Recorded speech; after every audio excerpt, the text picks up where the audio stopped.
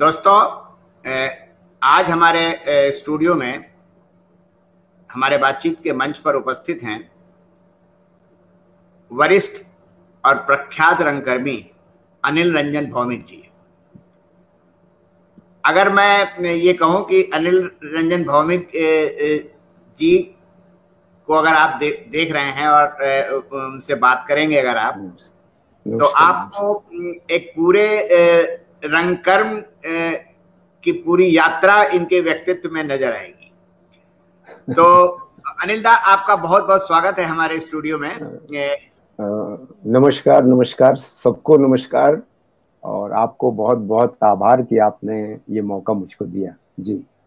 नहीं, ये मेरी खुशकिस्मती है कि मैं आपसे आज बात कर पा रहा हूँ, आप समय निकाल पा रहे हैं, क्योंकि मैं देख रहा हूँ कि आप भी लगातार व्यस्त हैं और जैसे कि परिवार के साथ हैं, आप अपनी नातिन के साथ हैं और आपसे बातचीत हुई तो पता चला कि आप जो हैं वो अपनी आत्मकथा लिख रहे हैं। ये एक महत्वपूर्ण बात है क्योंकि आत्मकथा के जरिए पूरा कालखंड नजर आता है। एक्चुअली जब आप किसी की आत्मकथा पढ़ते हैं तो वो सिर्फ कथा नहीं होती है, उसमें पूरा समय नजर आता है। बिल्कुल बिल्कुल बिल्कुल सर, बिल्कुल। तो अनिल दा, मैं आपसे थोड़ा सा जानना चाहूंगा कि एक तो आपका जन्म कहाँ हुआ और फिर आप रंगकर्म से कैसे जुड़े? देखिए, मेरा जन्म तो नोआखाली बांग्लादेश जिस समय है वहां हुआ है और 4 वर्ष की उम्र में भारत आ गया था मैं अपने भतीजी को देखने के लिए आया था, लेकिन 1962 की लड़ाई हो जाने की वजह से फिर वापस नहीं जा पाए और कोलकाता होते हुए कानपुर आए और कानपुर में मेरी पूरी शिक्षा कानपुर में ही हुई है। मेरा सौभाग्य है कि मैं रामकृष्ण मिशन जैसे स्कूल में पढ़ा, जहां से मुझे नैतिकता और की शिक्षा मिली, सच बोलने की शिक्षा मिली और बहुत से क्रिएटिव काम करने की प्रेरणा रामकृष्ण मिशन से ही मुझे प्राप्त हुई जी। तो कानपुर में रह के आपने पढ़ाई की जी, और रंगकर्म से आपका जुड़ाव कैसे हुआ? असल हम लोग बंगाली परिवार हैं, तो दुर्गा पूजा में तो नाटक होते ही थे, लेकिन मैं जहां स्वरूप नगर में कानपुर में रहता था उसके बगल में देवा सिंह पार्क था। वहां पर आए दिन रामलीलाएं, दुर्गा पूजा, नौटंकियां और सरदारों के जो पर्व होते हैं उसमें बहुत से नाटक आया करते थे। तो सबसे ज्यादा प्रभाव मेरा रामलीला और दुर्गा पूजा के नाटकों पर पड़ा। और हमारे रामकृष्ण मिशन में हमारे प्रधानाचार्य होते थे श्री पातीराम भट्ट जी। वो खुद एक नाटककार थे और वो बहुत सारे नाटक लिखते थे। उसमें एक नंद कुमार को फांसी, उस नाटक में काम करने का मौका मिला था जब मैं 8th में पढ़ रहा था और तभी से रंगकर्म में जुड़ाव था। और मेरे पिताजी एक बहुत अच्छे कीर्तन गायक थे और सबसे सौभाग्य की बात है कि हमारे पिताजी जब नोआखाली में गांधी जी गए थे तो वो जो आपने सुना होगा कि हरे कृष्ण और हरि बोल की जो वो सुना करते थे शाम को, उसमें हमारे पिताजी भी थे उस दल में और पिताजी गांधी जी के साथ नोआखाली में बहुत जाते थे। तो पिताजी का भी बहुत प्रभाव पड़ा मुझ पर। घर में हमारे बड़े भाई साहब 2 लोग नाटकों में भाग लेते थे दुर्गा पूजा में, तो उसका भी प्रभाव पड़ा। लेकिन मैं जब आत्मकथा लिख रहा हूं तो मैं देख रहा हूं कि मेरा सबसे ज्यादा प्रभाव रामलीला में देखे गए पात्रों से होता था, जिसमें मेरा एक मित्र था आदर्श कुमार गुप्ता।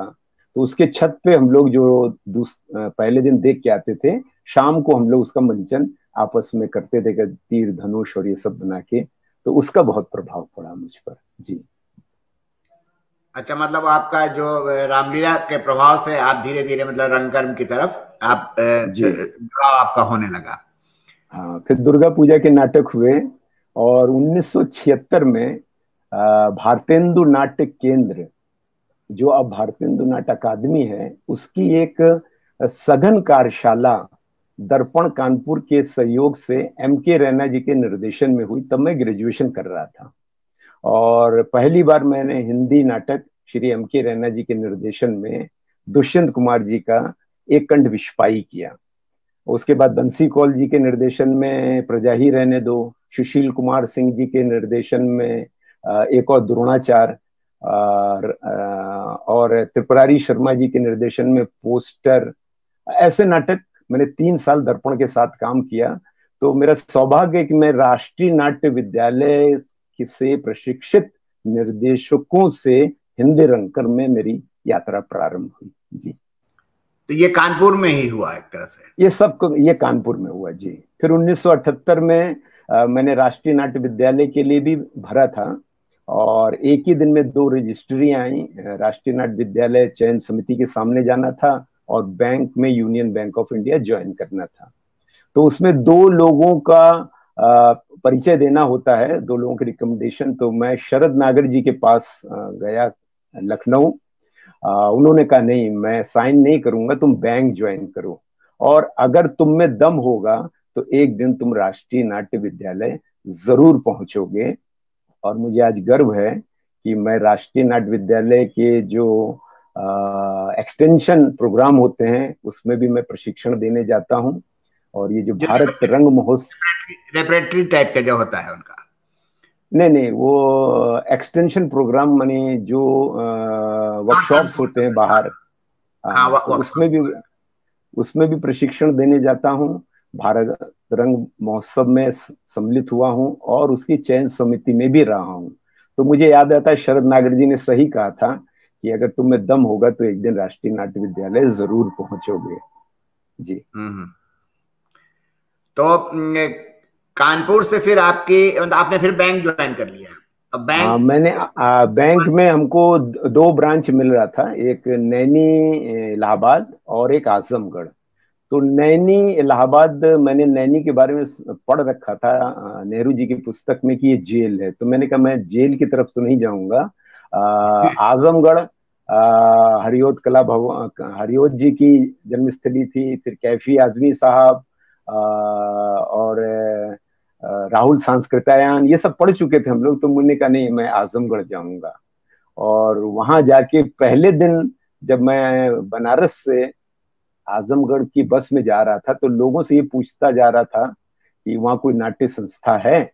मैं ये नहीं पूछ रहा हूँ कि बैंक कहाँ पर है, मैं पूछ रहा हूँ कि कोई नाट्य संस्था है कि नहीं। और इत्तेफाक से शाम को ही उस बैंक में काम कर रहे एक किशोर श्रीवास्तव जी थे जो कानपुर के थे। वो मुझे एक नवनाट्यम करके एक ही संस्था थी, उस संस्था में ले गए। और जब उन्होंने मेरे बारे में सुना तो उसी दिन से उन्होंने एक नाटक लक्ष्मी नारायण लाल का कॉफी हाउस में इंतजार में मुझे बूढ़े का एक रोल दिया।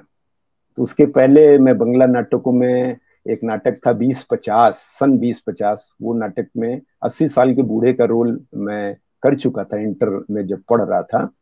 तो 2050 की कहानी भी देखी। अभी हम लोग 2020 में हैं और 2050 की कल्पना कर ली थी उस नाटककार ने कि 2050 में क्या हुआ होगा। तो मैं स्वर्ग से आता हूँ और अपने नाती नातियों के बीच में देखता हूँ, तो उनके सारी क्रियाकलापों को देख करके, वो मछली एक जार में रखा हुआ है, पूछते हैं ये मछली क्या है, बोले हमारे पुरख लोग खाते थे, मछली भात खाते थे, वो है।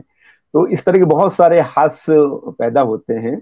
और तब वो कहते हैं भाई नहीं, इस दुनिया में नहीं रहना, मुझे फिर वापस स्वर्ग जाना है। तो फिर जब ये कॉफी हाउस में मुझे बूढ़े का रोल मिला तो बहुत अच्छी तरह किया, क्योंकि मैं पहले से ही बूढ़े का रोल करके आया था और ये नाटक बहुत अच्छा था। तो इस नाटक के हो जाने के बाद क्या हुआ कि हमारे कुछ युवा साथियों के बीच में और उन लोगों के बीच में कुछ अनबन हो गई। तो उसमें से एक साथी डॉक्टर भक्तवत्सल है इस समय, उन्होंने कहा भौमिक तुम्हारे पास इतना एक्सपीरियंस है, चलो हम लोग कोई संस्था बनाते हैं। मैं रात भर सोचता रहा कि संस्था की बात तो कभी सोची नहीं। तो उन दिनों हम मायापुरी पढ़ते थे, उसमें समानांतर फिल्मों की बात होती थी। तो दिमाग में आया क्यों नहीं हम लोग जो मंथन, आक्रोश, अंकुर फिल्में देखते हैं, इनको समानांतर फिल्में कहते हैं, तो संस्था का नाम भी समानांतर रखा जाए। और ग्रुप का नाम फिर मैंने समानांतर रखा। और आज तक समानांतर की तरह ही मैं अपने रंगमंच को कर रहा हूँ। दादा एक बात बताइए कि ये मेरे दिमाग में सवाल काफी दिनों से घूम रहा था जी अभी पिछले दिनों मैं चित्रकार अशोक भौमिक का इंटरव्यू ले रहा था। जी जी जी उनकी जी यात्रा जो है वो रंगकर्म से और पोस्टर से और सारी चीजों से, जी कविता पोस्टर से, वो आजमगढ़ से जी जी हुई। जी जी आजमगढ़ जी के जी बारे में लोग जानते हैं, मतलब ये जानते हैं कि वो बदमाशों का शहर है, वो गुंडों का शहर जी है, वहां से जी जी टेररिस्ट पैदा होते हैं। लेकिन जी यहाँ तो जी कहानी डिफरेंट है। यहाँ तो मैं देख रहा हूँ कि बिल्कुल। कलाकार कलाकार पैदा होते चले जा रहे हैं। बहुत बहुत उर्वरक जमीन है, बहुत उर्वरक जमीन है। असल में अशोक दास से मेरी मुलाकात भी आजमगढ़ में हुई। तब मालूम चला कि वो मेरे बड़े भाई के मित्र थे, और रामकृष्ण मिशन में मैं प्रवेश किया हूँ, वो रामकृष्ण मिशन से निकले हैं। और अशोक दा के ने हम लोगों का जब काम देखा, हम लोगों का सबसे पहला नाटक रामबाण और पिनकुशन था, रमेश बख्शी जी का। और उसको देखने के बाद फिर हम लोगों ने बादल सरकार का जुलूस किया। तब तक हम लोग तीसरे रंगमंच को नहीं जानते थे। तो अशोक दा उस नाटक से जुड़े, और उन्होंने समानांतर का जो लोगो बनाया है वो एक प्रतीक चिन्ह है, वो एकदम आप इप्टा के प्रतीक चिन्ह जैसा ही है। और लोग उस प्रतीक चिन्ह को देख के ही समझ जाते हैं कि समानांतर की प्रस्तुति है तो अच्छी होगी। गुडविल है उस प्रतीक का भी। जी। और सबसे बड़ी बात यह कि जब जुलूस हम लोगों ने कर लिया, तो मैं कलकत्ता जाता रहता था, तो मैंने सोचा कि बादल दास से मिला जाए। और बादल सरकार जी से मैं मिलने उनके घर 53 चितरंजन एवेन्यू में गया। तो बादल दा ने ही दरवाजा खोला, प्रणाम के बोले, नहीं मुझे प्रणाम नहीं करना है, बातचीत कैसे आना हुआ। तो मैंने कहा कि सर आपका मिছিল जुलूस किया है हम लोगों ने, तो कैसे किया, क्या किया। तो बहुत बातचीत करने के बाद उन्होंने कहा तुम लोगों के साथ मैं एक वर्कशॉप करने आजमगढ़ आऊंगा। तो ये एक बड़ी घटना हुई जनवरी 1980 में, जब वहां के अखबारों में निकला बादल सरकार आजमगढ़ में। तो काशीनाथ सिंह जी बनारस में एक बार मिले मुझे, बोले जब मैंने अखबार में पढ़ा कि बादल सरकार आजमगढ़ में, तो मुझे लगा उत्तर प्रदेश में तो कहीं नहीं आए बादल सरकार, तो जरूर कुछ ऐसा हो रहा है, कुछ जमीन ऐसी पक रही है जिसकी वजह से बादल सरकार जैसा नाटककार आजमगढ़ में एक सप्ताह की वर्कशॉप कराने के लिए आया है। और वहीं से दिशा और दशा हम लोगों की बदल गई। आज मैं जो कुछ भी हूं, मैं आपके चैनल के माध्यम से भी बोल रहा हूं, अगर बादल दा हमारे जीवन में नहीं आते तो आज मैं आपसे इस तरह बात भी नहीं कर सकता था। तो आजमगढ़ से फिर मतलब आप इलाहाबाद आ गए, मतलब आ, नौकरी के सिलसिले में आ, यहाँ? हुआ क्या कि हम लोग आजमगढ़ में जब थे, तो एक रिक्वेस्ट लगाया था कानपुर, इलाहाबाद, लखनऊ। तो 1983 में मेरा लखनऊ ट्रांसफर हो गया था। और आजमगढ़ अशोक भौमिक पहले आ चुके थे, वहां समानांतर इलाहाबाद बन चुका था। और उन्हीं दिनों क्या हुआ कि भोपाल में 1983 में भारत भवन में संगीत नाटक एकेडमी के सहयोग से एक नुक्कड़ रंग मेला हुआ, जिसमें मुझे कारंजी ने बुलाया। तो वहां जाने पर भारतवर्ष के शायद ही कोई ऐसा निर्देशक रहा हो जो नहीं था, क्योंकि भारत भवन का 1 साल हुआ था। और हमारे शंभू मित्र जी को कालिदास सम्मान दिया गया था। तो ये 10 दिन का या 15 दिन का ये आयोजन था। तो उसमें भारतवर्ष के सारे निर्देशक, MS सत्यु से लेकर के सर्वेश्वर दयाल सक्सेना तक, और H कन्हैया लाल से लेकर के सदर हाशमी तक, गुरशरण सिंह तक, बहुत से प्रोफेसर लाल बहादुर वर्मा तक, ऐसे बहुत से निर्देशकों से मिले। और वहीं मैंने H कन्हैया लाल जी के साथ पेवे तेतु, उनका जो प्रसिद्ध नाटक है, काम किया। क्योंकि H कन्हैया लाल जी के बारे में और सावित्री जी के बारे में, उनकी पत्नी सावित्री जी के बारे में बादल सरकार जी अक्सर कहते थे कि भारतवर्ष में सर्वश्रेष्ठ अगर कोई अभिनेत्री हैं तो सावित्री जी हैं। और मुझे उस पेवे तेतु में काम करने का मौका मिला। मेरी माँ बनी थी, हम लोग चिड़ियों की एक कहानी है। और वहां पर उससे एक दशा और दिशा हम लोगों की और बदली। वहीं पे प्रोबीर गुहा से मुलाकात हुई, जो बादल सरकार के ग्रुप से निकल के ही लिविंग थिएटर किया था। उनकी प्रस्तुति को लेकर के हम लोग लखनऊ आए। वहां शशांक बोगुणा जी मनोशारीरिक रंगमंच कर रहे थे। तो बादल दा की वर्कशॉप के बाद हम लोगों ने भोमा, स्पार्टकस, घेरा नाटक किया। और हमारी पहली जो राष्ट्रीय नाट्य समारोह 1980 में संगीत नाटक अकादमी उत्तर प्रदेश में हुई। वहां पर श्यामानंद जालान जी के साथ, बंसी कौल जी के साथ मेरी भी भूमा प्रस्तुति हुई। तो एक दिशा हम लोगों को वहां से मिल गई थी। और शशांक बहुगुणा जी के साथ मैंने मनोशारीरिक रंगमंच पर काम किया, क्योंकि जो गोतोवस्की के स्टाइल का काम था। तो बादल दा का काम और शशांक बहुगुणा का मनोशारीरिक काम, इस सबके संयुक्त प्रयास से हम लोगों ने इस पाठ्यक्रम को किया था। तो बादल दा से जब परिचय हुआ और तो हम लोगों का ये हुआ कि क्यों ना हम लोग बादल दा पर केंद्रित एक नाट्य समारोह करें, जो जिसका नाम था टूवर्ड्स द इंटरेक्शन फेस्टिवल, संस्पर्श से जीवन प्रवाह नाट्य समारोह। और ये एक अद्भुत नाट्य समारोह था जो आजमगढ़, इलाहाबाद और लखनऊ में एक साथ हो रहा था। इसमें नियम ये था कि जो संस्था जिस जगह पे जाके करेगी वो उसका ऑर्गेनाइजर होगा। और रात में खाना खा के फिर हम लोग बस में बैठ के दूसरी जगह चले जाते थे। तो इस तरह बादल सरकार भी आए, प्रवीर गुहा भी आए, हमने भी 2 प्रस्तुतियां की। तो जब इलाहाबाद में हम लोग इस प्रस्तुति को कर रहे थे तो इलाहाबाद विश्वविद्यालय के बहुत से प्रोफेसर और विद्यार्थी देखने आए। तो उन्होंने वहां पर इलाहाबाद विश्वविद्यालय में सेंट्रल कल्चर कमेटी है, वहां पर उन बच्चों ने कहा कि हम लोग भी ऐसा ही थिएटर करना चाहते हैं। तो मुझे एक पत्र आया डॉक्टर पी के मंडल साहब का कि क्या आप हमारे बच्चों के साथ एक कार्यशाला करेंगे। तो अंधे को क्या चाहिए, 2 आंखें। मैं 1 हफ्ते की छुट्टी लेके चला आया और इलाहाबाद विश्वविद्यालय के इतने सालों के इतिहास में पहला कोई निर्देशक आया जिसने काम किया था। और मैंने 1 महीने मेहनत करके बादल सरकार का जो ब्रेख्त का कॉकेशियन चौक सर्किल है उसको गोंडी के नाम से उन्होंने किया अनुवाद। हमने प्रतिभा जी से उनका अनुवाद लिया और घेरा के नाम से किया। और 1983 की 21, 22, 23 दिसंबर को ये प्रस्तुतियां हुई और सीनेट हॉल में। और उसके चारों ओर अशोक भौमिक ने मुक्तिबोध की कविताओं पर रेखांकन लगाया था। और इसको देखने के लिए नेमी चंद जैन जी आए थे। तो उस समय मुझे इलाहाबाद इतना अच्छा लगा कि यहीं आ जाना चाहिए। तो श्री राम वर्मा जी आजमगढ़ में थे, वो हम लोग के साहित्यिक गुरु, हम दोनों ही, हम लोगों को भौमिक बंधु कहते थे। तो हम दोनों के ही गुरु थे। उन्होंने कहा आप लोगों के लिए जगह इलाहाबाद है, इलाहाबाद जाइए। जबकि मेरा ट्रांसफर लखनऊ हो गया था, तो लखनऊ मैंने ज्वाइन किया, 1 महीने रहे और एक म्यूचुअल ट्रांसफर लेके मैं इलाहाबाद आ गया। और अशोक भौमिक ने पहले ही संस्था बना ली थी समानांतर इलाहाबाद, लेकिन वहां एक समयांतर नाम की एक संस्था थी तो कंफ्यूजन होता था।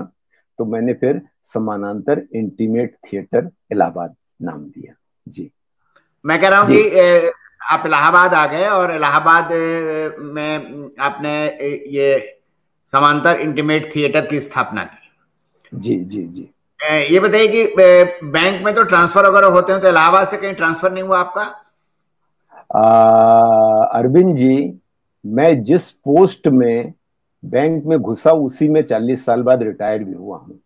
उसके नाम बदलते गए हैं, है ना, SWO हो गया, कुछ और नाम होते चले गए, लेकिन मैं जिस पद से घुसा था उसी पद से ही मैं रिटायर भी हुआ हूँ। ये मैंने निर्णय कर लिया था जब MK रैना जी की वर्कशॉप किया और NSD नहीं जा पाए।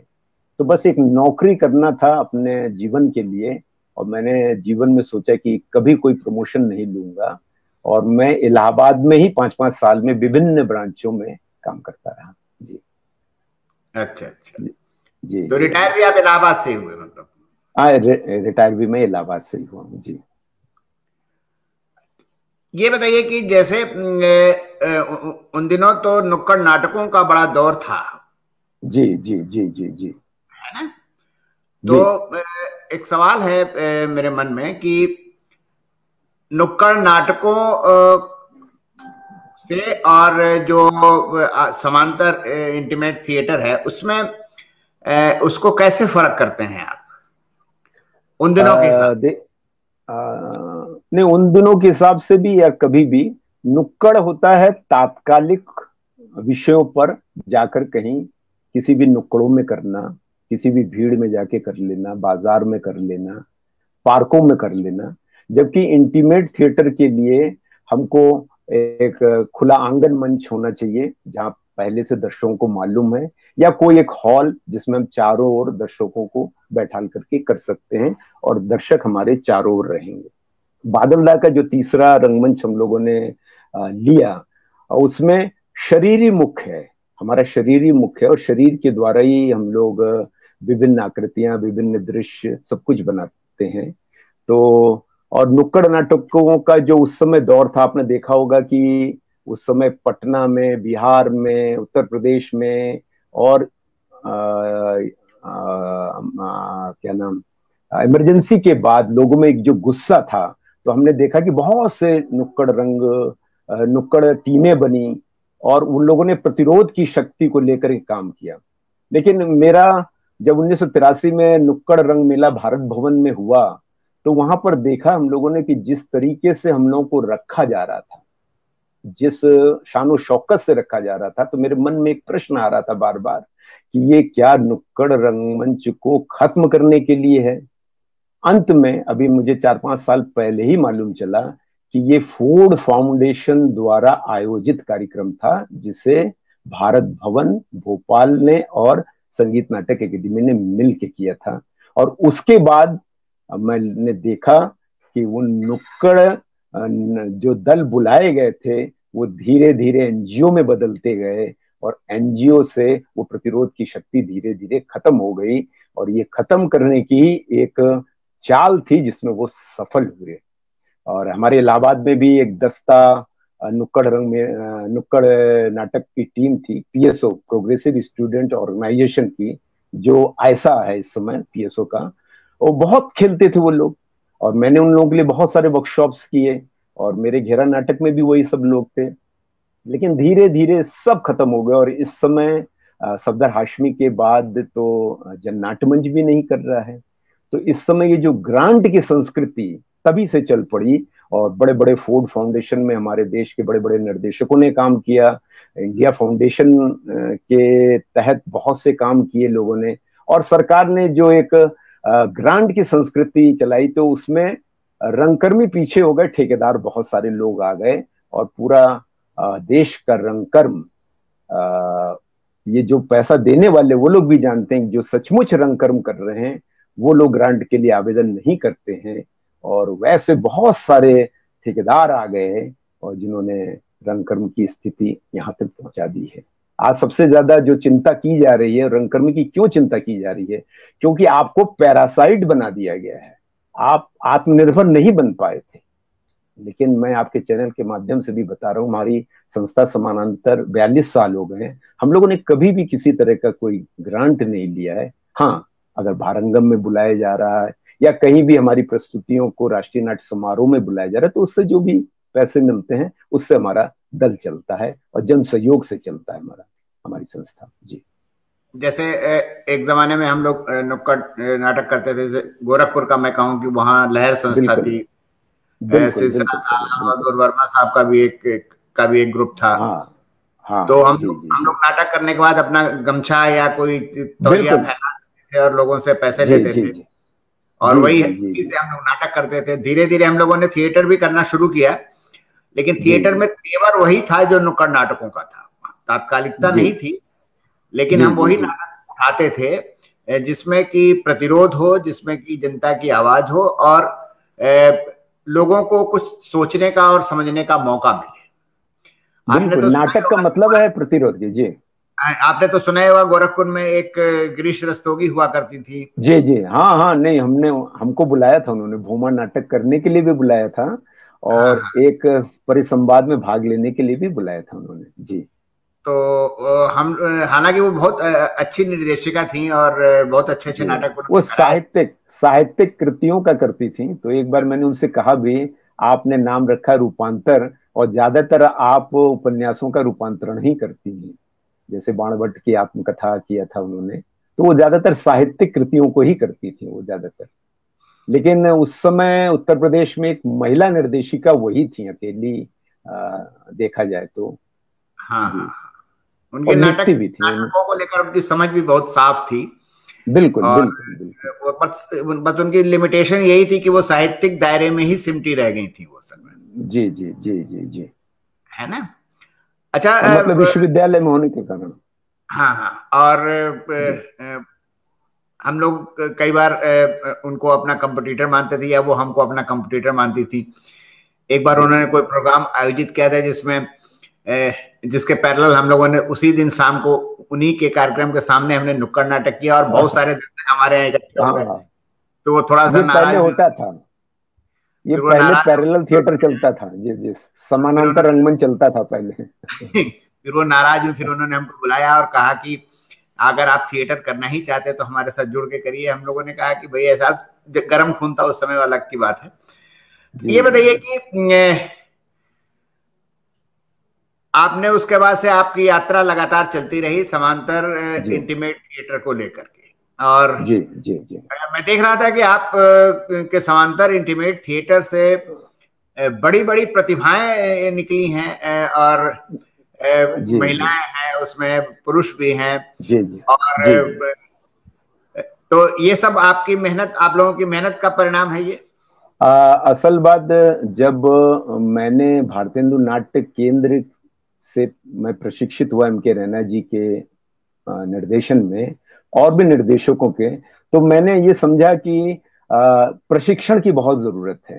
तो समानांतर इंटीमेट थिएटर वर्ष में दो, एक मई जून में और एक दिसंबर में, जब इलाहाबाद विश्वविद्यालय की छुट्टियां होती हैं, तो हम लोग एक एक महीने की वर्कशॉप करते हैं। और छात्र छात्राएं जो आजमगढ़, गाजीपुर, जौनपुर आसपास के जिलों के आते हैं और इलाहाबाद के भी, वो हम लोग टीम को ज्वाइन करते हैं।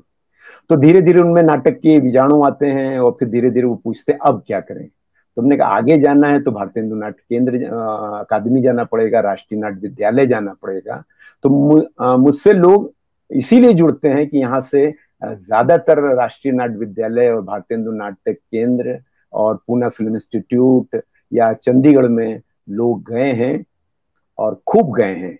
और उसके बाद जिसको आके रंगकर्म करना है किया है, नहीं तो फिल्मों में जा रहे हैं और खूब फिल्मों में हैं हमारे समानांतर के लोग। जी। तो ये एक तरह से जो 42 साल हम मना भी रहे हैं संस्था का, उसका मुख्य कारण है कि हर साल हमारे ग्रुप में नए लोग आते रहते हैं। तो मैं बार बार यही कहता हूँ कि गंगा में अगर नया पानी नहीं आएगा तो वो गंदा हो जाएगा, वो तालाब हो जाएगा और सड़ जाएगा। तो ये जो नए प्रतिभाएं आती हैं वो हमको भी ऊर्जा देती हैं। ऐसा नहीं कि हम ही सब कुछ जानते हैं, नई प्रतिभाएं भी बहुत कुछ जानती हैं। तो वो ऊर्जा इन नई प्रतिभाओं के साथ, इन युवाओं के साथ काम करके, हम लोग किसी को बांधते नहीं है। आपको निकलना है तो निकलिए। तो इन्हीं लोगों के लिए हम लोगों ने एक संस्था और बनाई, भूमिका, कि जो लोग निर्देशन करना चाहते हैं वो लोग भूमिका में करें। और भूमिका के तहत बहुत सारे निर्देशक निकले हैं। समानांतर में तो जरा मेच्योर हो जाने पर 3 साल जब किसी बच्चे के हो जाता है और संस्था में स्थायित्व होता है, उसको ही समानांतर का हम लोग सदस्य बनाते हैं। नहीं तो उसके पहले वो भूमिका में काम कर सकता है। अगर वो कहीं निर्देशन करना है तो निर्देशन कर सकता है। तो अभी बहुत अच्छा काम हमारे ग्रुप में एक धीरज कुमार गुप्ता हैं, वो कर रहे हैं भूमिका के लिए। खुद नाटक लिखा उन्होंने, बहुत सुंदर रंग करके एक नाटक लिखा। फिर एक कबीर करके एक लड़की है, शांभवी कबीर, उसने एक बादल सरकार का नाटक जो 30वीं शताब्दी किया। और 30वीं शताब्दी इतना अद्भुत किया कि मुझे भी कोफ्त होने लगी कि मैं भी ऐसा नहीं कर सकता था। मैंने कुछ सुझाव दिया बस उसको कि इस तरह, लेकिन उसने जिस तरह से किया। और वहां पर एक कंपटीशन हुआ इलाहाबाद में, उसमें प्रथम पुरस्कार भी मिला उस, और बहुत धनराशि भी मिली। तो हम लोग प्रतिभाओं को आगे बढ़ाते हैं, रोकते किसी को नहीं कि संस्था में रुके रहो। इसीलिए मैंने रंगमंडल नहीं बनाया। रंगमंडल बनाने में फिर 6,000 रुपए में क्या होता है, सरकार रंगमंडल के नाम पर 6,000 रुपए देती है। तो मुझे बार बार लगता है कि हो सकता है ये 6 लाख का आदमी हो, 6 करोड़ का आदमी हो, और मैं बांध दूंगा 6,000 में, तो ये रुक जाएगा और उसको लगेगा यही जिंदगी है, मौज मस्त इसी में। तो इसलिए मैं रंगमंडल भी इसीलिए नहीं मैंने बनाया। अनवरत इसी तरह चल रहा है। हाँ, ये बताइए कि जैसे कि अभी आपने बताया कि बहुत सारे लोग जो हैं वो थिएटर करते करते एनएसटी में चले जाते हैं, या भारतीय नाट्य अकादमी में चले जाते जी हैं, या जी पूना फिल्म इंस्टीट्यूट में चले जाते हैं। कुछ दाएं जी बाएं से फिल्म में घुस भी जाते होंगे, आजकल तो सीरियल वगैरह का जी भी बड़ा दौर है। जी तो जी जी। उनके अंदर जो बीज आपने बोया होता है वो जाके वहां पर फ्लोरिश करता है, मतलब खिलता है, कि वो धीरे धीरे वहां जाके नष्ट हो जाता है? असल बात, जब फर्स्ट ईयर में वो लोग लौट के आते हैं तो हम्म। बताते हैं कि दादा हम वहां पर सबसे आगे चल रहे हैं, क्योंकि हम यहाँ पर इतना सीख के गए हैं, वही चीजों का रिपीटिशन हो रहा है और हम आगे बढ़ते जा रहे हैं। एनएसडी में सेकेंड ईयर और थर्ड ईयर से उनको शायद विदेशी निर्देशक मिलते हैं, तो उनमें दूसरे बदलाव आने शुरू हो जाते हैं। तो फर्स्ट ईयर सेकेंड ईयर में जब वो रहते हैं तो गर्मी की छुट्टियों में हमारे वर्कशॉप में आके भी वो लोग 2-4 दिन करते हैं, प्रशिक्षण देते हैं। मैं उनको रखता हूं कि आप जो सीख के आए करिए। लेकिन हमारे उत्तर प्रदेश का ये दुर्भाग्य है कि कोई भी राष्ट्रीय नाट्य विद्यालय से, हमारे इलाहाबाद से जितने भी लोग गए हैं या भारतीय नाट्य अकेडमी में गए हैं, किसी ने लौट के आके इलाहाबाद में काम नहीं किया। जबकि राष्ट्रीय नाट्य विद्यालय में एक प्रोजेक्ट होता है कि आप काम करिए, तो उसमें केवल एक परितोष संड थे जिन्होंने आकर के भारतेंदु जी की जीवनी पर अजीत पुष्कर जी द्वारा एक नाटक लिखवाया और किया इलाहाबाद के लोगों को लेकर। लेकिन बाकी सब फिल्मों की तरफ ही चले गए या बड़े शहरों में चले गए। जबकि बिहार में ऐसा नहीं है। बिहार के बहुत सारे लोग अपने ही जमीन पे जाकर के उन्होंने काम किया। तो यही प्रश्न भी कुछ दिनों पहले मैंने किसी वेबिनार या ऐसे ही किसी प्रोग्राम में पूछा था, जिसमें राष्ट्रीय नाट्य विद्यालय के लोग थे, हमारे भारतीय नाट्य अकेडमी के निदेशक सुरमोहन कुलश्रेष्ठ भी थे। मैंने ये कहा कि ऐसा प्रशिक्षण में ऐसी कहाँ कमी रह जाती है, क्योंकि आप जा रहे हैं नाटक के प्रशिक्षण के लिए भारतीय नाट्य अकेदमी में, राष्ट्रीय नाट्य विद्यालय, तो नाट्य कहाँ है? वो तो फिल्मों में चले जा रहे हैं। तो इसका मतलब है कि वहां की प्रशिक्षण प्रणाली में कुछ गड़बड़ी है, जो अपने यहाँ लौट के नाटक नहीं कर रहे हैं। अब तो आप देखिए कि राष्ट्रीय नाट्य विद्यालय हो चाहे भारतीय नाट्य अकेडमी, वहां 6 महीने का फिल्म का भी कोर्स होता है, पूना फिल्म इंस्टीट्यूट भी ले जाते हैं। तो इसका मतलब आप चाहते हैं कि फिल्मों में जाएं।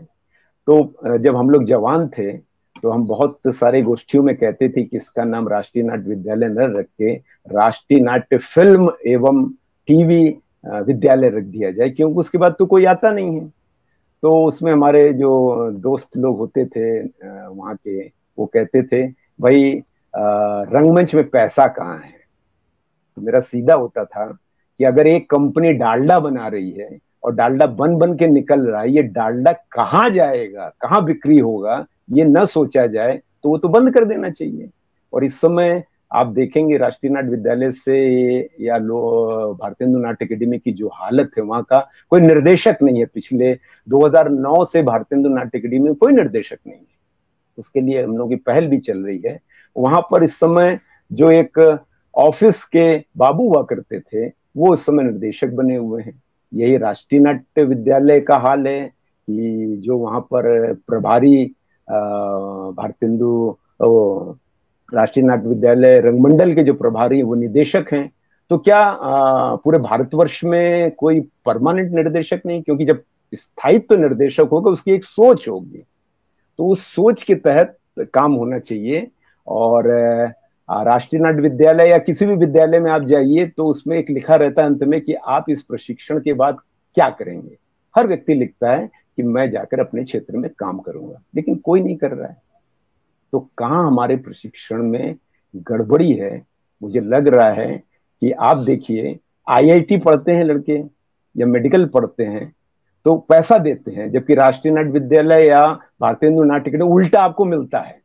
उल्टा आपको तो कितने कितने करोड़ रुपए एक लड़के पर खर्च होता है, और वो विद्यार्थी करोड़ों रुपए सरकार का नाट्य विद्यालय में प्रशिक्षण करके वो चला जाता है फिल्मों में, और वहां भी करोड़ों कमा रहा है।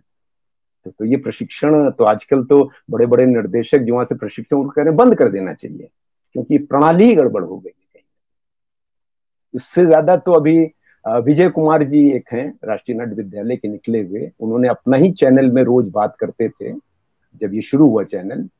तो वो उन्होंने एक बहुत अच्छी बात कही कि नाट्य प्रशिक्षण विद्यालय आपको केवल प्रशिक्षित करता है, लेकिन आप जो सीखते हैं वो अपने नाट्य दल में जाकर के फिर जब काम करते हैं, तब आप एप्लीकेशन करते हैं उन प्रशिक्षणों का, तब जाके आप सीखते हैं कि असली रंगकर्म क्या है। जी। और तो मेरा सौभाग्य है कि मैं नहीं, राष्ट्रीय हाँ नाट्य जी, विद्यालय में भी। जी। हाँ बता, हाँ राष्ट्रीय नाथ विद्यालय में आप जो है वो आजकल वर्कशॉप वगैरह करा रहे नहीं नहीं नहीं, वहां भी जो विस्तार कार्यक्रम, वहां जाता हूँ, एमपी ड्रामा स्कूल जाता हूँ। उसके बाद सुरेश शर्मा जी का हिमाचल में मंडी में एक नाट्य विद्यालय, वहां मैं पढ़ाने जाता हूँ। लेकिन देखिए, हम लोगों ने भी तो, हम भी जा सकते थे फिल्मों में, ऐसा तो नहीं कि मैंने नाना पाटेकर के साथ एक फिल्म की है आज, त्रिमांशु धूलिया के साथ हासिल की है, 2-3 फिल्में भी की हैं, लेकिन बॉम्बे तो नहीं चला गया, जबकि मैं चाहता, मेरा ट्रांसफर भी बॉम्बे हो गया था हमारे सेंट्रल ऑफिस में, लेकिन मेरी हर सांस में रंगकर्म है। तो मेरा विद्या कहना है कि जब आईआईटी पढ़ के लोग इंजीनियरिंग का काम करते हैं ना, वो और कुछ तो नहीं करते हैं। एक आध अपवाद होंगे जो फिल्मों में या कहीं चले जाते हैं, मेडिकल पढ़ने के बाद वो डॉक्टरी तो करता है, तो हमारा ये रंगकर्मी क्यों चला जाता है, वो रंगकर्म को क्यों नहीं कर रहा है? तो आज हमारी स्थिति इसीलिए हम कहीं मतलब विश्व में कहीं हम खड़े नहीं हो पा रहे हैं। ये वैसे कुल मिलाकर के ये एजुकेशन सिस्टम की प्रॉब्लम है। मैं देखता हूँ कि इंजीनियर गांव से बच्चे आते हैं पढ़ने, इंजीनियरिंग करने आते हैं, लेकिन वो फिर अपनी जमीन से कट जाते हैं, फिर वो अमेरिका और बैंकॉक और सिंगापुर में नौकरी खोजने लगते हैं। वो ये नहीं सोचते कि अपने शहर में, अपने प्रदेश में, अपने देश में रह के कुछ। नहीं, अपवाद भी होते हैं। मेरा बेटा भी आईआईटी खड़गपुर का है, मेरी बहू भी अपवादों आईआईटी को छोड़ खड़गपुर दिया के है। जाए, जी। अपवादों को उन अगर लोगों छोड़ ने दिया। कहा है, हाँ, उन लोगों ने कहा नहीं हमको भारत में ही रहना है, क्योंकि हमको वो भारत सरकार ने पढ़ाया है। हाँ, जी। बिल्कुल सही कह रहे हैं। ऐसे लोग हैं, ऐसे बहुत लोग हैं। अपवाद तो होते ही हैं। अपवाद तो जी जी एनएसडी में भी होंगे, जो लोग, कुछ लोग थिएटर के प्रति जी हमेशा। जी। बिल्कुल बिल्कुल बिल्कुल, बहुत सारे लोग हैं, बहुत सारे लोग हैं। अच्छा, जैसे आपने बादल सरकार की बात की, एक जैसे मैं बात यहाँ पर करना चाहता हूँ, गिरीश कर्नाड भी एक बड़ा नाम है थिएटर की दुनिया जी में, जी। बिल्कुल। नाटक लिखने में ही और उनके थिएटर ग्रुप को लेकर के भी। जी तो जी जी। गिरीश कर्नाड का, जैसे मान लीजिए अगर मैं उनसे, उनके बारे में आपसे जानना चाहूँ या उनका थोड़ा सा मूल्यांकन, तो किस रूप में उनका मूल्यांकन करेंगे आप? देखिए, भारत के 4 शीर्ष नाटककारों में तो गिरीश कर्नाड भी हैं। कन्नड़ में गिरीश कर्नाड जी हैं, बादल सरकार बंगला में थे, मोहन राकेश हिंदी में थे, और विजय तेंदुलकर महाराष्ट्र में। ये 4 शीर्ष जिसको अभी तक कोई छू नहीं पाया, कोई और शीर्ष बन नहीं पाया। वो कन्नड़ में लिखते थे, कन्नड़ का इंग्लिश में अनुवाद होता था, इंग्लिश से हिंदी में आता था, कुछ जगहों पर कन्नड़ से, जैसे कारण जी ने किया है तुगलक का। अभी मैं प्रसन्ना जी को एक कार्यक्रम में सुन रहा था, तो उनका कहना था कि उनका तुगलक जो है वो युवाओं को निराशा की ओर ले जाता है, जबकि बादल सरकार का नाटक हमको आशा की ओर ले जाता है। तो गिरीश कर्नाड जी को मैंने कभी किया नहीं है, पढ़ा है, मुलाकातें हुई हैं, लेकिन उनको कभी करने का, या विजय तेंदुलकर को कभी करने का पढ़ा है, देखा है, लेकिन किया कभी नहीं है। मोहन राकेश जी को किया है, आधे अधूरे किया है, उनके किया है।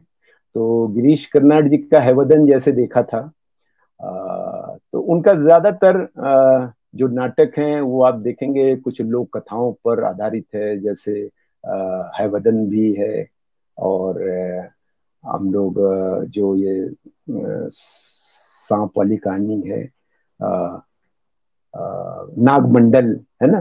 तो ये सब नाटक लोक कथाओं को ही लेकर के उन्होंने एनरिच किया है।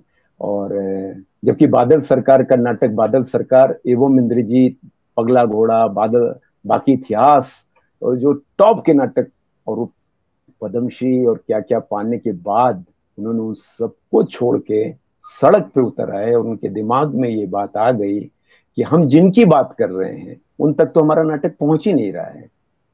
तो एक आदमी शिखर से पहुंच के सड़कों पर आ गया, गांव गांव में घूमता रहा। अगर अब अभी आपने 25 मई को इप्टा के स्थापना दिवस पर प्रसन्ना जी को सुना है, तो उन्होंने कहा कि कोरोना काल के बाद 4 लोग ही याद रखे जाएंगे। पहला हबीब तनवीर, दूसरा बादल सरकार, तीसरा फिट्ज बेनिफिट्स, और चौथे इब्राहिम अलका जी। और व्याख्या की कि हबीब तनवीर इसलिए याद रखे जाएंगे कि इस समय लोग गांव-गांव में लोग लौट के आ रहे हैं, जो शहरों में एक आशा लेके गए थे वो गांव-गांव में आ रहे हैं, उनको लेके जो काम कर सके। बादल सरकार इसलिए कि उन्होंने इस तरह का काम ही किया है कि आप गांव-गांव में जा सकते हैं उनकी प्रस्तुतियों को लेकर के और अपने आप को फ्लोरिश कर सकते हैं। मैंने सिर्फ बादल दा के नाटक ही नहीं किए, मैंने बादल दा के 4 ही नाटक किए हैं, लेकिन इन 40 सालों में जो भी प्रस्तुतियां की हैं बादल दा के थ्योरी को ही एक्सप्लोर किया है। तीसरा उन्होंने कहा कि फिट्ज बेनिफिट्स याद रखे जाएंगे। क्यों? क्योंकि फिट्ज बेनिफिट्स भारतवर्ष में ब्रेक को लेके आए थे, और फिट्ज बेनिफिट्स को लाने वाले क्या उनका राष्ट्रीय नाट्य विद्यालय के इब्राहिम अलका जी। तो बोले इसलिए 4 लोग, हाँ इसलिए 4 लोग कोरोना काल के बाद याद रखे जाएंगे। और ठोक के कहा कि अब हम लोगों का समय शुरू हुआ है। आप अगर प्रसन्ना जी के बारे में जानते हैं तो उन्होंने सब कुछ छोड़ करके इस समय बेंगलोर में एक छोटे से गांव में हैं, और उन्होंने एक जमाने में बादल दा भी उनके गुरु रहे हैं, और एक समुदाय टीम बनाया, और पूरे कर्नाटका में हर जिले में समुदाय की ग्रुप हुआ करती थी, और आज भी काम कर रहे हैं वो। तो मुझे लगता है कि कोरोना के बाद हम लोगों को इफ्टा के माध्यम से, क्योंकि समानांतर इफ्टा के साथ भी जुड़ी हुई है, गांव-गांव में जाके काम करने की जरूरत होगी आगे आने वाले दिनों में, इसीलिए शायद प्रसन्ना ने ये बात कही है। जी अच्छा, अनिल दा, हम लोग अपने आखिरी सत्र की तरफ चल रहे हैं। आखिरी सवाल की तरफ, मतलब इसमें ये बताइए कि आज के समय में अपने सारे अनुभवों को देखते हुए आप और आज नाटकों के सामने क्या चुनौतियां खड़ी हैं आज? रंगमंच के सामने देखिए, रंगमंच हमेशा अपने समय का होना चाहिए। मैंने जिसलिए मैं विजय तेंदुलकर को नहीं कर पाया, बाकी लोगों को, कि अपने समय की बात कर रहा है कि नहीं। जो ब्रेक बात करते हैं कि जब ऐसा हो रहा था उस समय आप क्या कर रहे थे, आप रचनाकार क्या कर रहे थे। तो सबसे बड़ी तो चुनौतियां हमारे सामने ये है कि इस कोरोना काल के बाद जब हम आएंगे तो हमारी प्रस्तुतियों में आज का समय आना चाहिए। आपने देखे हैं कि किस तरीके से लोग एक स्वप्न लेके बड़े बड़े शहर गए थे, फिर शादी की, बच्चे हुए, लेकिन वो लौटे कैसे? सब पैदल पैदल लौटे। अगर उनका दुख दर्द हमारी रचनाओं में नहीं आएगा, हमारे नाटकों में नहीं आएगा, तो हम क्या सचमुच रचनाकार कहलाएंगे? हमारी प्रस्तुतियां बदल जाएंगी। मुझे नहीं लग रहा है कि अब हम लोग जहां से रंगकर्म छोड़ के आए थे वो स्थिति पुनः मिलेगी। मुझे लग रहा है कि हमको फिर से जीरो से शुरू करना होगा, और आर्थिक रूप से हम लोग इतने कमजोर हो चुके होंगे, देश इतना कमजोर हो चुका होगा कि आप जानते ही होंगे कि बहुत सारे ग्रुपों को स्वीकृत हो जाने के बाद 2 साल से ग्रांट नहीं मिला है, जिसमें उषा गांगुली जी भी अंतिम समय में यही बात करते रहे कि 2 साल से ग्रांट नहीं मिला हम लोगों को। और आर्थिक स्थिति इतनी गड़बड़ हो जाएगी कि आगे भी कितने साल तक नहीं मिलेगा। तो वो जो संस्थाएं जिन्होंने रंगमंडल बनाया है, जिन्होंने अपने अपने सदस्यों को 6-6 हजार 10-10 हजार दे के रखा था, उनके सामने प्रश्न आ जाएगा क्या होगा। और अब तो प्रस्तुतियां जो होंगी वो हम बड़ी प्रस्तुतियां 50-40 लोगों को लेके नहीं कर सकते। हमारी प्रस्तुतियां दूरियां होके होंगी, तो ये सब तो सोशल डिस्टेंसिंग या दूरियां होके होंगी। तो मुझे लग रहा है कि कैसा रंगमंच होगा ये सब लोग सोच रहे हैं आजकल।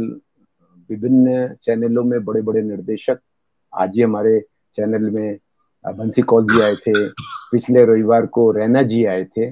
तो कोई अभी नहीं कह पा रहा है, ये सब हमारे गुरु लोग हैं, नहीं कह पा रहा है कि आने वाला रंगमंच कैसा होगा, लेकिन सब ये कह रहे हैं कि जैसा था वैसा नहीं होगा, कुछ नया होगा और अच्छा होगा। और हर बार रंगकर्म ने इन चुनौतियों को स्वीकार किया है। जब आप देखिए ना, जब पारसी रंगमंच था, फिल्म आई तो ये हुआ कि फिल्म आ गया, अब क्या होगा। तो हमारे गुरु लोग कहते हैं कि जब तक इंसान है और एक भी व्यक्ति है, तब तक रंगमंच जिंदा रहेगा, चलता रहेगा। चुनौतियां तो आएंगी, और चुनौतियों का सामना हमेशा रंगकर्म ने किया है, हमेशा किया है। जब टीवी आ गया था, सीरियल चल रहे थे, तब भी बंगाल और महाराष्ट्र में समस्या थी कि दर्शक नहीं आ रहे हैं, लेकिन लोगों ने अपने प्रस्तुतियों का ढंग बदला, तरीका बदला, फिर लोग लौटे, क्योंकि टीवी से ऊब गए। और आज भी आप देख रहे होंगे कि टीवी घर में बड़ी बड़ी खरीद के रखा है, दीवार पे लगा रखा है, लेकिन चलाता नहीं, क्योंकि आपके मोबाइल में ही समाचार मिल जा रहा है। तो चुनौतियां का सामना हमेशा रंगकर्म ने किया है, और हमेशा उसकी जीत हुई है, और नए नए आविष्कार भी किया है रंगकर्म। नहीं, जैसे आपने जी बताया कि अनिल दा, कि आपने बहुत अच्छी बात बताई, जैसे कि मान लीजिए कि अब तो नाटकों का जैसे है कि 50 पात्रों वाला नाटक जी जी। या बहुत पात्रों वाला नाटक ये लेके संभव करना, नहीं है अभी। और वो संभव नहीं होगा। तो जी क्या जी आपको जी। ऐसा नहीं लगता कि हमें नाटक नाट्य लेखन में भी एक बार सोचना पड़ेगा कि हम कम पात्रों से को लेकर के नाटक हाँ, इसकी शुरुआत हो गई है। जैसे हम ही लोगों ने एक नाटक सत्यजीत रे की कहानी असमंजस बाबू का कुत्ता पर आधारित असमंजस बाबू किया है। उसके 110 शोज हो चुके हैं पूरे भारतवर्ष में, विदेशों में भी। और अख्तर अली जी रायपुर के एक ऐसे नाटककार हैं जिन्होंने बहुत से नाटक एकल लिखे हैं। राजेश कुमार जी एक ऐसे नाटककार हैं जिन्होंने बहुत से साहित्यिक कृतियों का एकल नाटक लिखा है। अख्तर अली जी ने 2 लोगों का नाटक, 3 लोगों का नाटक किया है। और अभी हमारे ही ग्रुप के इस समय राष्ट्रीय नाट्य विद्यालय में है, वो रंगमंडल में है, यादव, गोविंद सिंह यादव। उन्होंने एक अख्तर अली जी की एक अजीब दास्तान करके एक नाटक किया है, जिसमें 3 शहर में 3 लोग हैं, चोर, वकील, जज साहब। और वेबिनार इसके माध्यम से 3 शहर में रह करके वो नाटक किया, 3 पात्रों का था। अभी हमने मंटो का एक नाटक किया, 2 पात्रों का है। तो इस तरह हमारे कुछ नाटककारों ने तो शायद ये भांप लिया था, और उन लोगों ने छोटे छोटे 2-3 पात्रों का, 4 पात्रों का नाटक लिखना शुरू कर दिया था। एक तो यह है कि आपको अगर ग्रांट या कहीं से जन सहयोग नहीं मिल रहा है, तो आप इतनी बड़ी टीम नहीं चला सकते हैं। बड़ी बड़ी टीमों को चलाने के लिए आपको सरकार के पास जाना ही पड़ेगा, और उसके बड़े खर्चे हैं। और आप उस टीम को लेकर के चलना, या जो आपको आमंत्रित कर रहा है वो 30 का सुनते ही तो सबसे पहले कहेगा अरे बाप रे। लेकिन छोटी प्रस्तुतियां, हमारी छोटी छोटी प्रस्तुतियां इसीलिए बुलाई गई हैं, ज्यादातर हम लोग दादा 110 एक शो बात तक कर बताइए पाए हैं। कि दादा एक बात बताइए कि ये जो ग्रांट का मामला है, जी अब आज के समय में अगर देखा जाए तो जो ये संस्थाएं हैं जो ग्रांट वगैरह देती हैं, जी ये स्वतंत्र तो रही नहीं, इन पर सरकार का दबाव हो गया है। जैसे आप देखिए कि हिंदी एकेडमी में सरकार का दबाव हो गया। आपने देखा पूना फिल्म इंस्टीट्यूट में भी सरकार के बंदे बैठ गए और वो खामखा के सेंसरबाजी करने लगे। तो जब सरकार कोई ग्रांट देगी, अब मतलब देगी, तो वो फिर जी वो जी। नाटक को एक बार ये भी तो कह सकती है कि हम जरा रिव्यू करेंगे इसमें आपने कंटेंट क्या क्या लिखा है। नहीं तो उसमें मैं अक्सर देखता हूं कि जो लोग ग्रांट के लिए, प्रोडक्शन ग्रांट के लिए अप्लाई करते हैं, वो ऐसी प्रस्तुतियां भेजते ही हैं जो वहां पास हो जाए करें। ये करते हैं सब लोग। आप अपने मन का काम नहीं कर सकते हैं, वो पास ही नहीं होगा।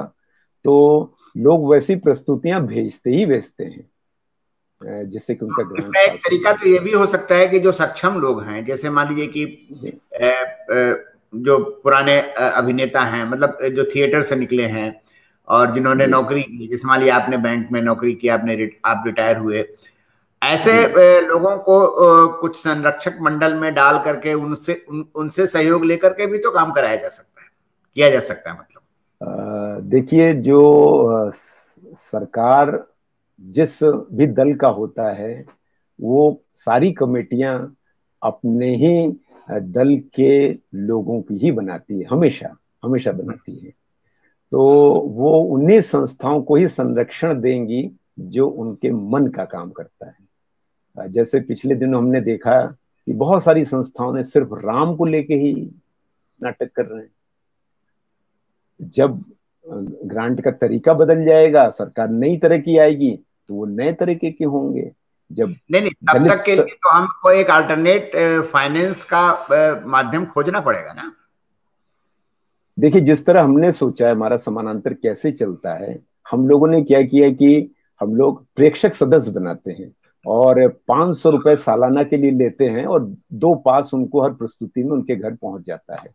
तो इस तरह करके हमारे अगर 200 लोग हुए तो हमारे 1 लाख रुपया आ गया। और यहां तक होता है अरविंद जी कि हम लोगों को लोग पकड़ा जाते हैं कि यार तुमने इस साल का नहीं लिया। तो एक बिल्कुल तो सही। ये तरीका हुआ, एक तो ये तरीका हुआ।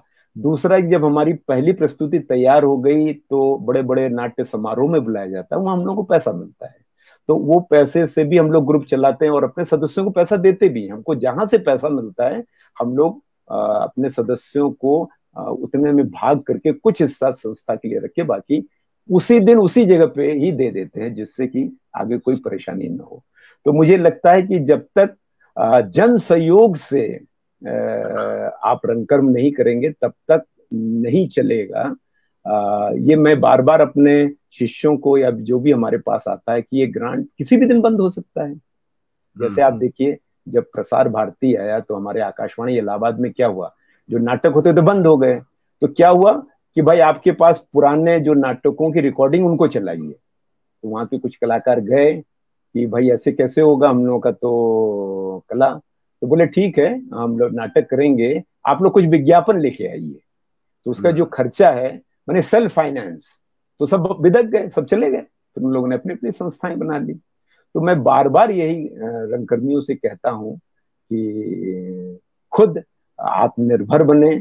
और रंगकर्म में बहुत पैसा है, ऐसा नहीं है कि लोग आपको सहयोग नहीं करेंगे। हमारे ऐसे ऐसे आयोजन हुए हैं, आपको बताएं, भुवनेश्वर जी का जब शताब्दी वर्ष था तो हम लोग लोगों के घर चंदा लेने गए। तो किसी ने कहा कि पत्नी से कि 5 ले आइए। तो मैंने सोचा कि 500 होगा, तो वो 500 लेके आई। बोले नहीं, 5,000। और एक निर्देशक, मैं नाम नहीं बताऊंगा, वो जाते वक्त 11,000 का चेक देके गए थे, जबकि वो हमारे आमंत्रित आमंत्रित अतिथि थे। जाते वक्त 11,000 रुपए का चेक दे गए। तो लोग हैं, हाथ बढ़ाने के लिए हैं, लेकिन आपके काम में ईमानदारी होनी चाहिए और दिखना चाहिए। आपके काम डेडिकेशन में होना चाहिए। ईमानदारी दिखनी चाहिए, डेडिकेशन होना डेडिकेशन चाहिए। होना चाहिए। बिल्कुल बिल्कुल। हमें जैसे हम देखिए अरविंद जी, पैसे की कभी कमी नहीं आई है, कभी कमी नहीं आई। जितने से बड़ा प्रोजेक्ट किया है, पैसे की कभी कमी नहीं आई और जन सहयोग की भी कमी नहीं आई है। जैसे हम लोग करते क्या, जैसे राष्ट्रीय नाट्य विद्यालय से मैंने कहा कि भाई हम बादल दा की स्मृति में बादल सृजन उत्सव कर रहे हैं। तो हमारे 10 लोग वक्ता आएंगे, इनके आप आने जाने का खर्चा और इनका मानदेय दे दीजिए। दे देते हैं। इलाहाबाद संग्रहालय में हमने कहा कि भाई इस तरह का एक हम लोग गोष्ठी कर रहे हैं, आप अपना हॉल दे दीजिए। उन्होंने कहा हमारे साथ कोलोब्रेशन कर लीजिए। कोलोब्रेशन कर लेते हैं। हमारे यहाँ उत्तर मध्य क्षेत्र सांस्कृतिक केंद्र है, भाई हम एम के रैना जी की प्रस्तुति को बुला रहे हैं। हम देश कोई भी प्रस्तुति बुला रहे हैं तो इनके निर्देशक का फीस दे दीजिए, प्रस्तुति वो दे देते हैं। हम लोग पैसा नहीं लेते हैं, इस तरह से सहयोग ले लेते हैं। और तो मेरा ये कहना है कि किसी भी काम में पैसा ही सब कुछ नहीं है, पैसा भी कुछ है। और पैसा कभी आड़े नहीं आता है, कभी नहीं आड़े पैसे की तो जरूरत पड़ती है। जैसे मैंने आपको लाइट, या तो आप अपना लाइट माइक का इंतजाम कर लीजिए एक ही बार में, पैसा ग्रांट इकट्ठा करके, पैसा इकट्ठा करके, या तो हाँ, आपको धीरे धीरे हम लोगों ने, करना पड़ेगा आपको।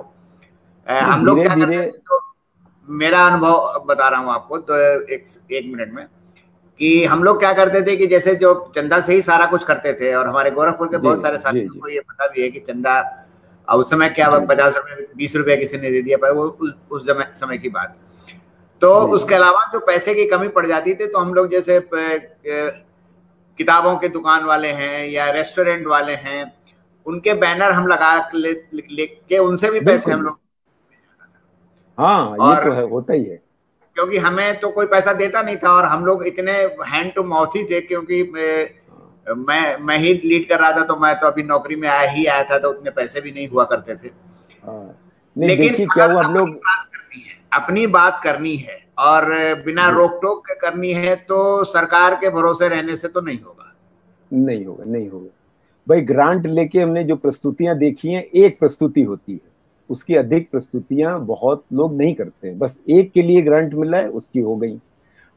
हम लोग स्मारिकाएं आज तक छापते हैं और उस स्मारिकाओं के माध्यम से भी पैसे मिलते हैं। लेकिन इधर मैं देख रहा हूं कि जो लोग ग्रांट लेके काम कर रहे हैं वो स्मारिका नहीं छापते, वो एक बढ़िया कलरफुल फोल्डर छाप देते हैं जो उनको जमा करना रहता है। और वो फोल्डर भी शायद 10-15 ही छापते हैं, वो जो आजकल एक नई टेक्निक से होता है। तो वो डॉक्यूमेंटेशन भी नहीं हो पा रहा है उनका। तो हम लोग जो जा जा के स्मारिकाएं लेते थे, देखिए उसका दो प्रभाव होता है। जब हम घर जाके किसी से मेंबरशिप लेते हैं तो जवाबदेही भी होती है मेरी, क्योंकि अगली बार जब लेने जाएंगे, भाई तुम्हारी वो प्रस्तुति अच्छी नहीं थी, ऐसा होगा।